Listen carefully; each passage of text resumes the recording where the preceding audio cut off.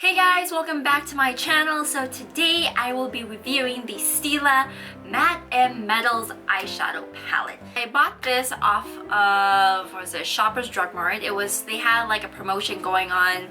If you use your points, then you get this much back. They equal to like $20 or something like that.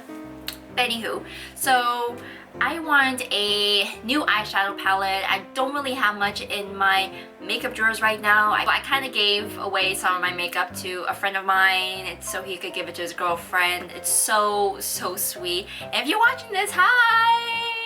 So anyways, so I want to make some room and also, you know, bring some colors back. I need to be up to date with like the newest palettes and whatnot, because a lot of my makeup is a little outdated. It's like, you know what, I need to get in with it again, you know, just get in with the current times. We have a little checkered situation going on here with the palette. So this does retail for $64. You can get it at Shoppers Drug Mart like I did, or you could go into Sephora as well. It's here that you do get 12 grams. Now I'm thinking this whole thing is equal to 12 grams, so individually I have no idea. For $64 you do get a good amount of eyeshadows. The quality, the blendability, it is amazing. I love this. Packaging is not like the cheap plastics that you see like at drugstores. It's actually pretty hard. It's not heavy or anything, but you can feel the weight when you open it up. These are the shades that you get.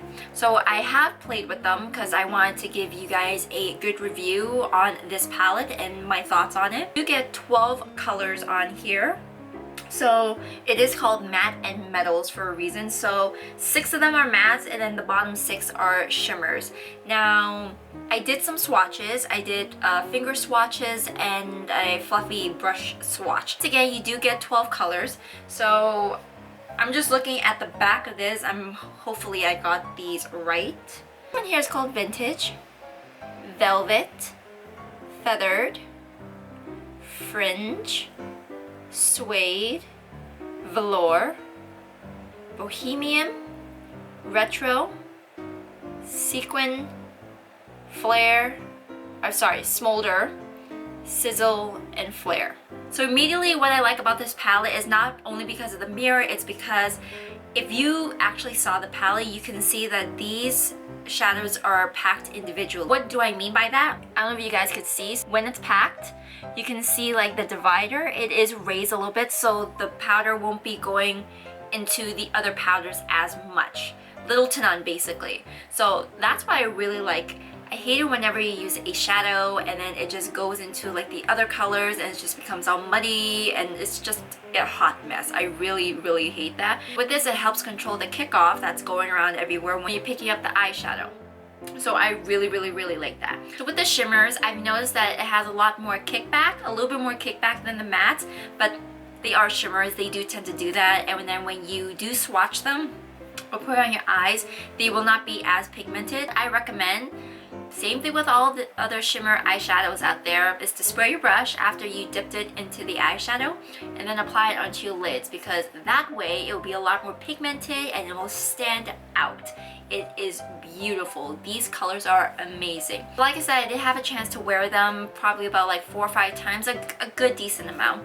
I have no problems with them actually, not at all, other than the fact of the shimmers, but that's not a deal breaker for me. It's just a little spritz. As you can see with the blending brush swatch, they're not as pigmented as you could tell with the finger swatches. Even with the shimmer shades, there is a lot of kickback with the fluffy brushes, but once again, spray with Fix Plus setting spray and it will do the job just fine.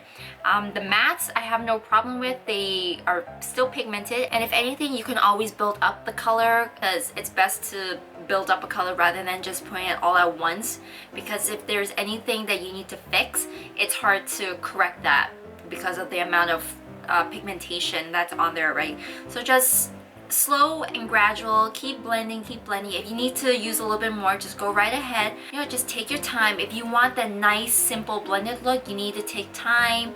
I had to wake up at like close to 6 o'clock just to like do my eyeshadows sometimes, because I want it blended, I want it flawless, I don't want any harsh lines, and it's difficult sometimes, you know, like you're crunched for time. I have to be at work at like 8:30 in the morning.